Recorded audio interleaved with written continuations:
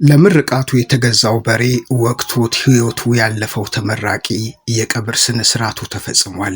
ጉዳዩ በርካታ ኢትዮጵያውያንን አስለቅሷል። የሰው ልጅ ሕይወትና መጨረሻው ምንኛ የማይታወቅና ተለዋዋጭ ነው። ዛሬ በደስታና በፈገግታ የደመቀው ቤት በአንድ ጀንበር የለቅሶና የዋይታ ድምፅ ሲሰማበት ማየት ልብን እጅግ ይሰብራል። ይህ ተመራቂ በቅርቡ ከጎንደር ዩኒቨርሲቲ ነው የተመረቀው። ለምርቃቱ የተገዛው በሬ ግን ወቅቶት ለሕይወቱ ማለፍ ምክንያት ሆኗል። በቅርቡ ከጎንደር ዩኒቨርሲቲ በኤሌክትሪካል ኢንጂነሪንግ ዘርፍ በታላቅ ስኬት ተመርቆ ለነገ ሕይወቱ ትልቅ ተስፋ ሰንቆ የነበረው ወጣት ፍስሐ አስማማው እጅግ ልብ በሚሰብር አደጋ ከዚህ ዓለም በሞት መለየቱ ሲሰማ በርካቶች በመሪር አልቅሰዋል። ለድግስ ለፕሮግራሙ ማድመቂያ የተገዛው በሬ ወቅቶት ወጣቱ ሕይወቱ እንዲያልፍ ሆኗል። የነገ ሀገር ተስፋ ለቤተሰቦቹ መከታና የብዙዎች ኩራት የነበረው ፍስሐ ያለፈበትን ድካም ፍሬ አይቶ ገና ሳይጠግብ እንዲህ በወጣትነቱ መቀጠፉ እጅግ ያሳዝናል። የተቀጠፈበት መንገድ ደግሞ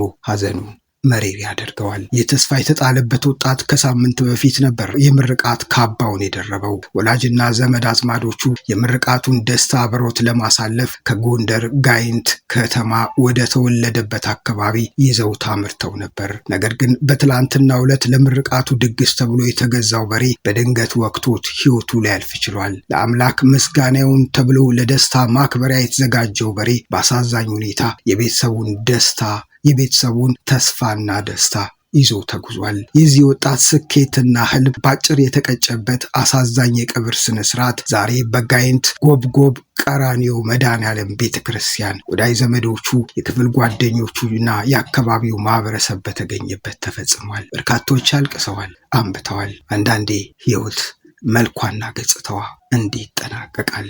ለቤተሰቦቹ መጽናናት እንመኛለን።